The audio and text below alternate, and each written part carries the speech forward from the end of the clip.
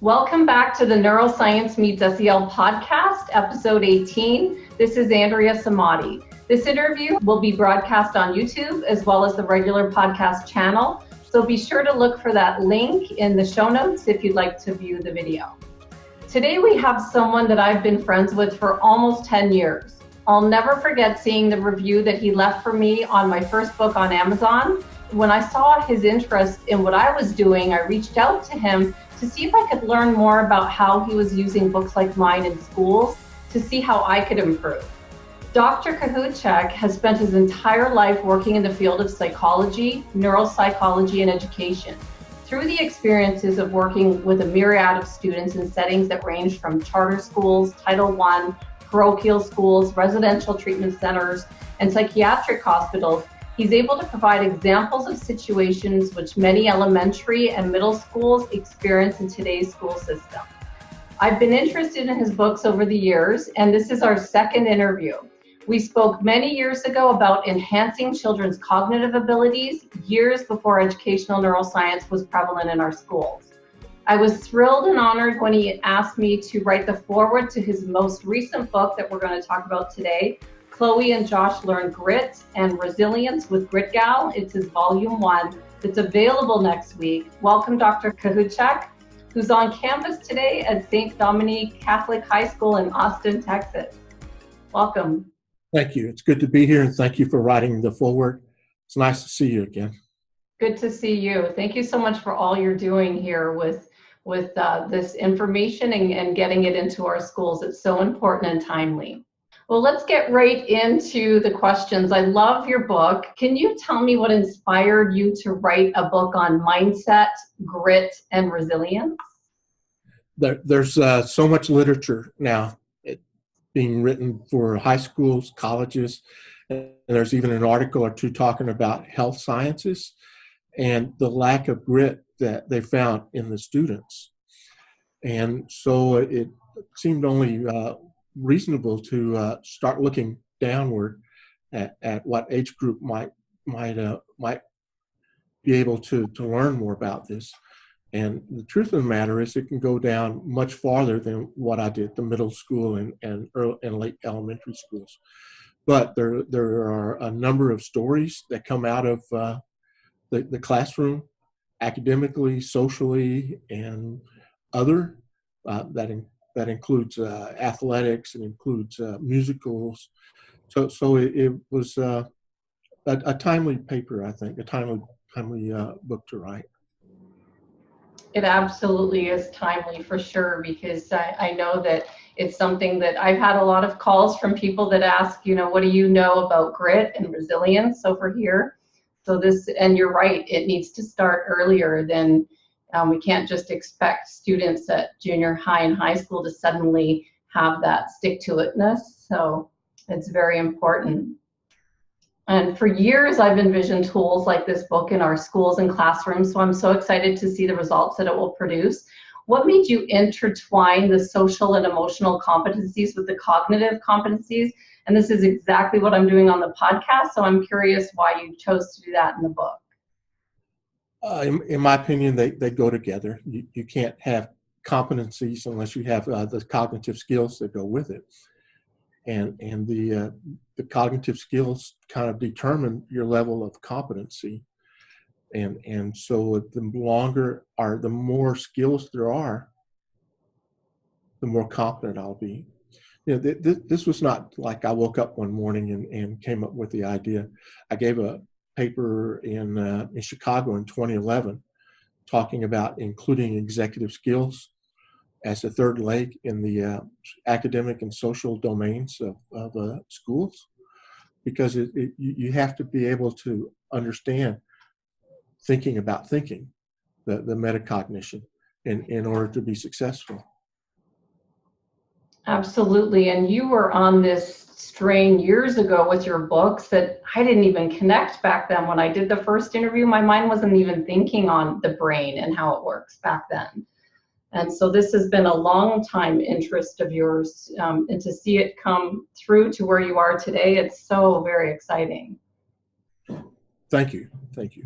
Oh, absolutely. So I love how the book covers the skills connected to stories, because our brain looks for and it stores memories based on emotion, and stories are a way to get to that emotion. So was there a particular student who made you think of Grit Gal, the character that you use to elicit these lessons, and how you overcome each of the 7 lessons in the story? The Grit Gal is kind of an interesting development.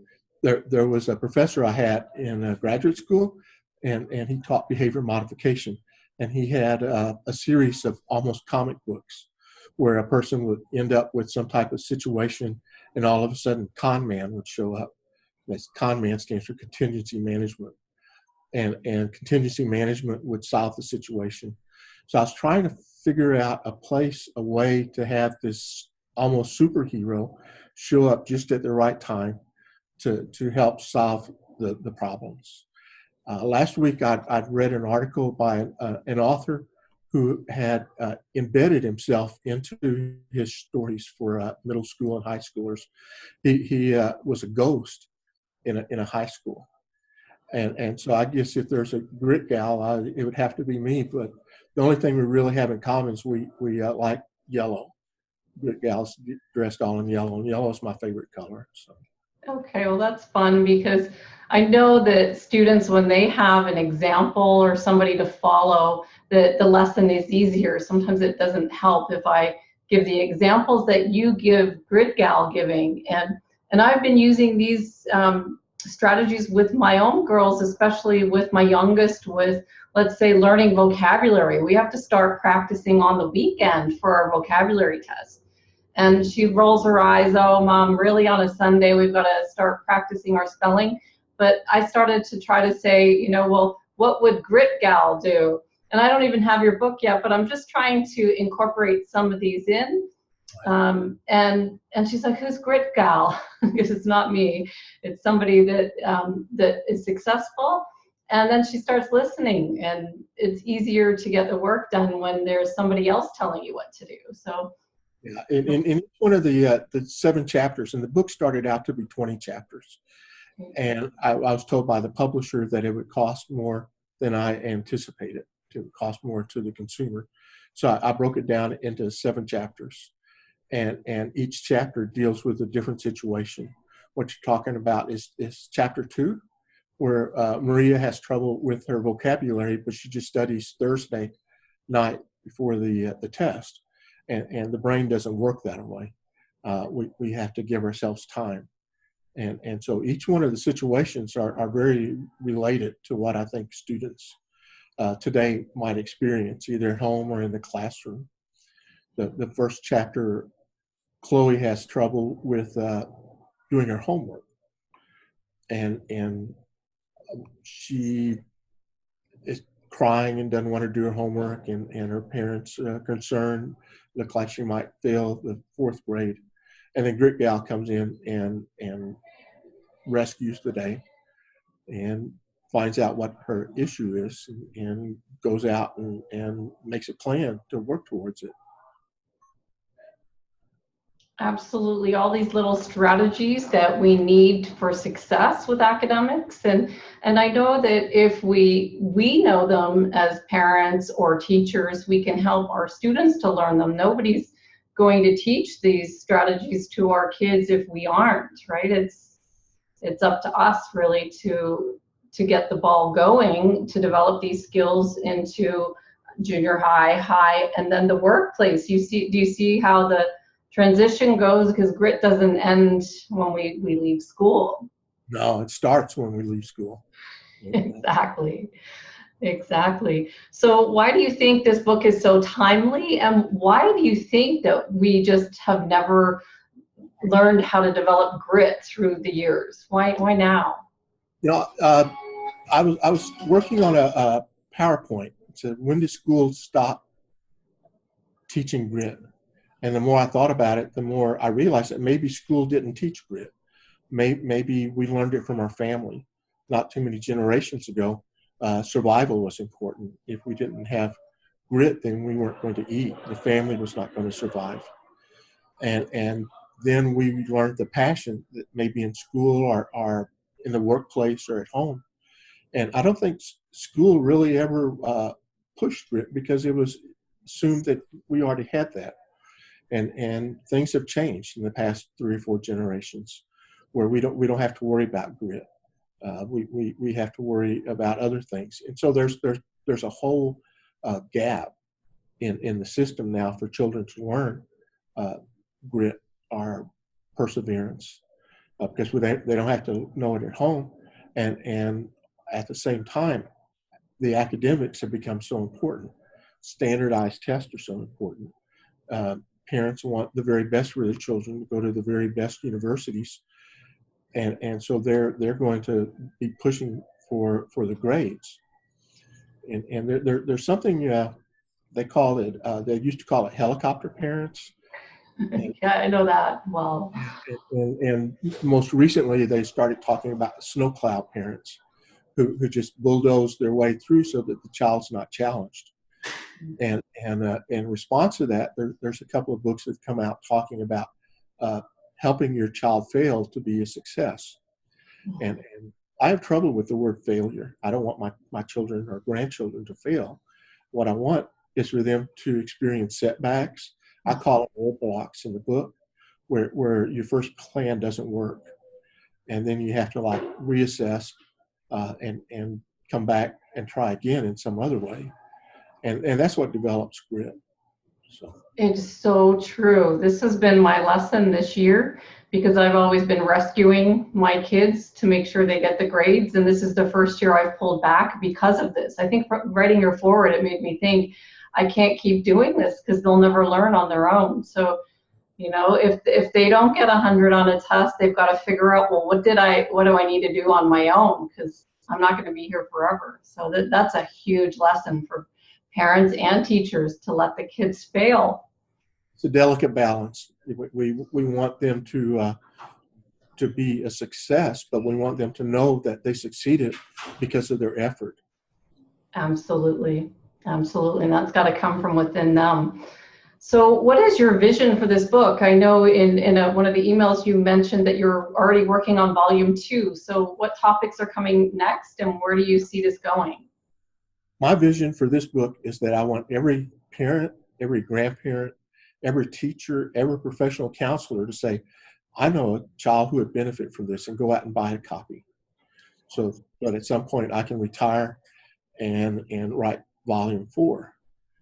But realistically, what I expect is that there will be an opportunity in charter schools, in public schools in 3rd, 4th, 5th, and 6th grade to be able to apply these lessons. For about 20 years, I was in the field of mental health as a licensed psychologist. And I could see how telling a story like this or sharing a book like this, a child could take home, read it with their parents, talk about it, and that would be something to talk about in the next counseling sessions. What did you learn from this? And so it's a very applied type situation.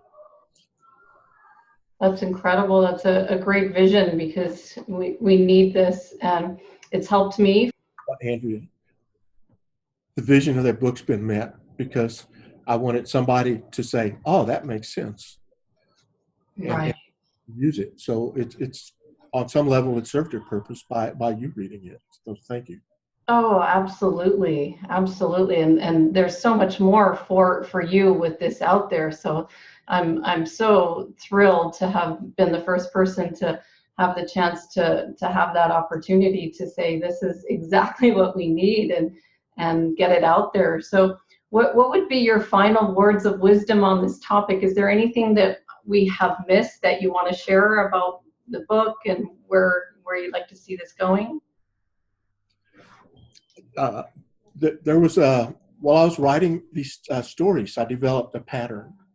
Okay, and the pattern was I looked at either academic, social, or other, and so I tried to balance each one of the stories related to it happened with the classroom or with friends, and other included athletics, included musicals, what have you, and then I looked at are the issues related to mindset?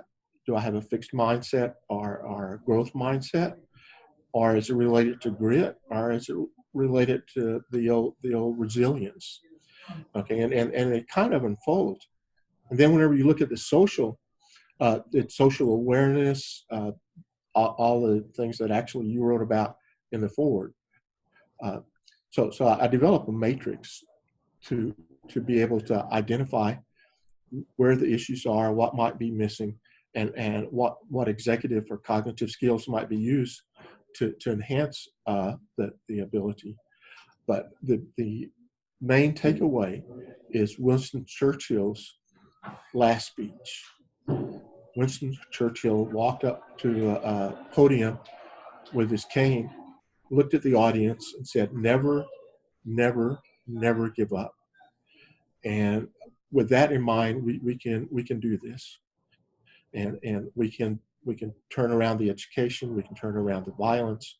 I really believe that this executive cognitive skills is the way that we can take things back to where they make sense in our lives.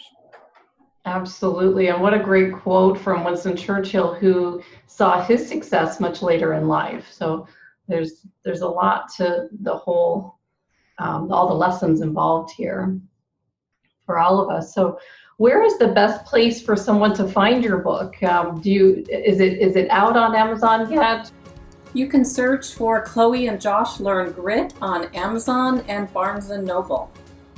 And the best place to reach you, I know that right now you're at St. Dominique Catholic School in Austin, Texas. Do you have, what's the best place? Is it LinkedIn, or what would you say? LinkedIn's a good place to go. Perfect. So if anyone has any questions, they can reach you on LinkedIn. And I want to thank you so much for taking the time out of your busy schedule to share this book here on the podcast. I'm so excited to hear about the results that you create with students and teachers, and we follow your whole series. Wish you best of luck, and thank you for all you're doing for schools and students. I know it's not easy at all to write a book, let alone while you're working with a busy school day. So thank you. You're very welcome, and thank you, Andrea. You're welcome. You take care, and we'll keep following your work. Thank you.